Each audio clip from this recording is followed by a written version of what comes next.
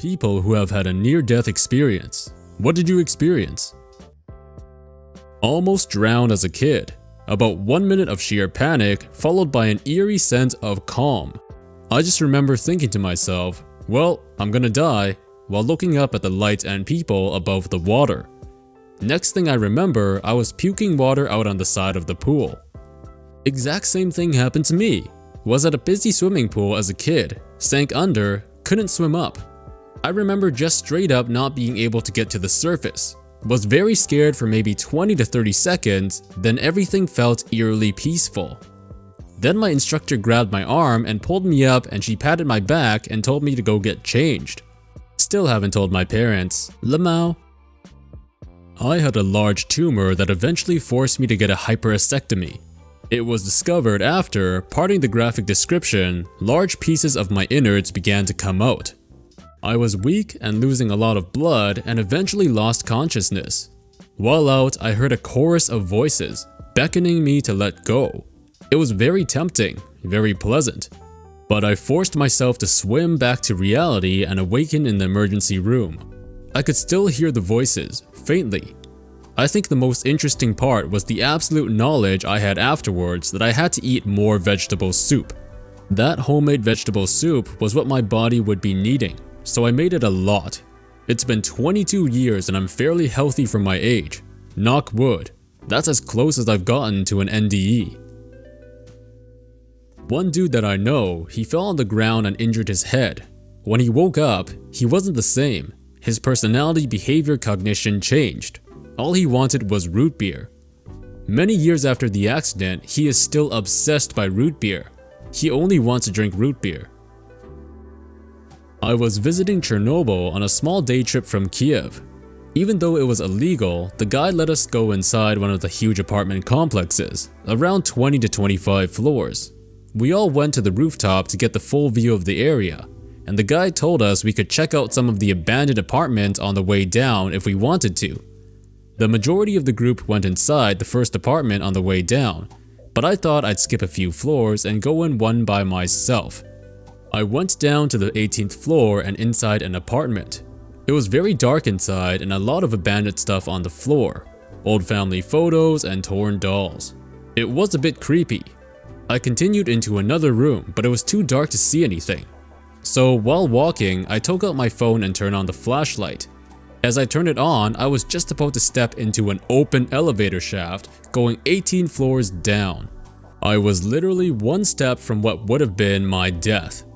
I immediately stepped back and felt an intense adrenaline rush. As scary as it was, I actually enjoyed the feeling, and I still get shivers down my spine just thinking about what happened.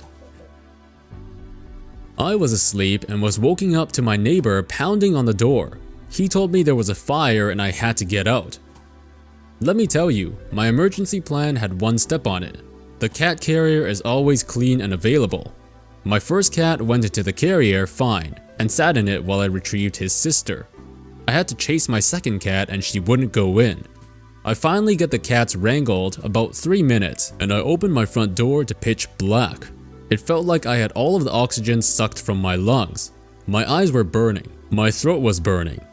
If there was still electricity in the building, it had cut out, or the smoke was so thick and dark I couldn't see. I felt my way down the hall to the stairs. I couldn't breathe anymore and I fell down.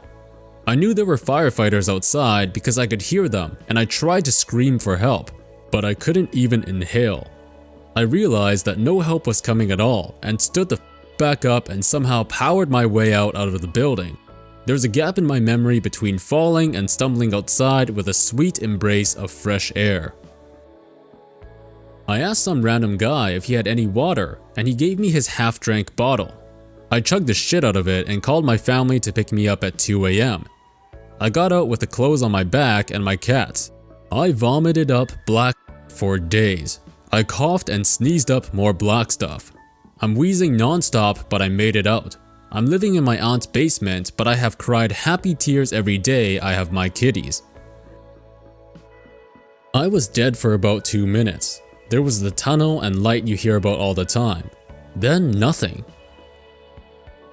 My mother died at home and I was by her bedside holding her hand all the way through.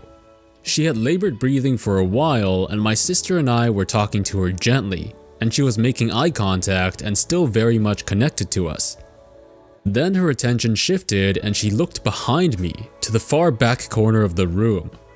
For a moment she looked really confused and then relaxed with an expression of recognition.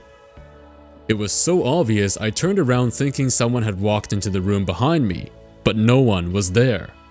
She continued to look that direction until her breathing slowed and stopped. I found the experience oddly comforting. 15-year-old brother actually died for half an hour. He has a weird condition named white wolf syndrome.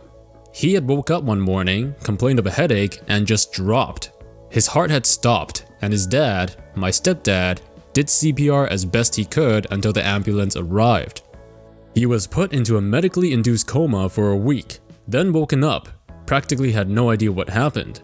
He's still being monitored and has regular checkups since this happened in May, next week. I believe he's going to London to see a specialist and then have a pacemaker fitted. I asked him if he dreamt or experienced anything during his time out of it, and he said there was nothing. It was just dark. Paramedic here? That's a super scary condition before you figure out what it is, and I've had patients with it before. From what I've seen, some people are completely fine to just take certain medications, and it completely controls how the heart beats. But sometimes pacemakers are needed depending on the circumstances. Hope he heals up well and it works out for him, so you don't have to deal with more experiences like that. I was walking and climbing along the Irish coastline alone at about 17 years of age and reached the bottom of a cliff. It was steep and risky, but I felt confident, and I saw what I thought was the tip of a cliff, and that if I could get there, I could just continue on the grass. I was going up that cliff, and halfway I really regretted starting because it was too sketchy. But I couldn't go back down because it was so steep and my holds were too sketchy, like bits of grass, and everything felt loose. When I got to what I initially thought would be the top, I realized it wasn't the top, but there was another small but more dangerous cliff to climb up above it, and there was no way back, with nobody near me for miles and nobody knowing where I was.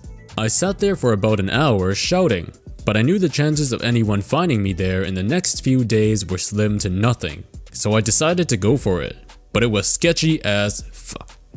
But I made good progress, and when I got to the very end, I had to make a bit of a leap to grab onto a boulder, which seemed like part of the bedrock. I did just that, but to my horror, the boulder came loose as I pulled myself up on it, and there was nothing else to grab. At that moment, I grabbed at the falling boulder in an attempt to delay my falling, and eventually shoved my hand into the hole the boulder fell out of in hopes of feeling something to grip. And I thank my life to the fact that my tip of my middle finger found something to stop me from falling to certain death. You know that feeling when you're falling in your dream? When I heard the boulder fall below, I felt that way stronger and wasn't sure if I was going to throw up and crap my pants at once. After that, I had to grab onto a really mean thorny plant to finally get all the way up because there was nothing else, but I was just happy to survive. I never climbed again. Sam Kinnison, one of the greatest comedians who ever lived, had a similar experience. You can find him on Netflix. From Wikipedia. On Friday, April 10th, 1992, Kinnison died at the age of 38 after his white 1989 Pontiac 20th anniversary Turbo Trans was struck head-on on US Route 95, 4 miles north of Interstate 40 and around 15 miles northwest of Needles, California, by a pickup truck driven by 17-year-old Troy Pearson, who had been drinking alcohol. The pickup truck crossed the center line of the roadway and went into Kinnison's lane. At the time of the collision, Kinnison was traveling to Laughlin, Nevada to perform at a sold-out show. Kinnison was found lying between the seats of his car at the scene of the collision. He was not killed instantly, according to his brother. His brother and the others begged him to lie down, and he did with his best friend, Carl Labov, who had been in the following van, holding his head in his hands. Initially, Kinnison appeared to have suffered no serious injuries, but within minutes he suddenly said to no one in particular, "I don't want to die. I don't want to die." Labov later said it was as if he was having a conversation, talking to someone else, some unseen person. Then there was a pause as if Kinnison was listening to the other person speak. Then he asked, "But why?" And after another pause, Labov heard him clearly say, okay. Labov said. The last okay was so soft and at peace. Whatever voice was talking to him gave him the right answer, and he just relaxed with it. He said it so sweet, like he was talking to someone he loved. Kinnison then lost consciousness. Efforts to resuscitate him failed. Kinnison died at the scene from internal injuries. An autopsy found that he had suffered numerous traumatic injuries, including a dislocation in the cervical spine, a torn aorta, and torn blood vessels in his abdominal cavity, which caused his death within minutes of the collision. Malika Sori, Kinnison's wife, whom he had married 6 days earlier, was rendered unconscious by the collision, but survived the accident with a mild concussion. Hey, what's up guys? Real Life here, and I hope I made your palms sweaty. As always, thank you for watching the video, and if you liked it, please leave a like, comment, and subscribe. I'll see you again real soon, and have a great day. Just a heads up, this video will make your palms sweaty.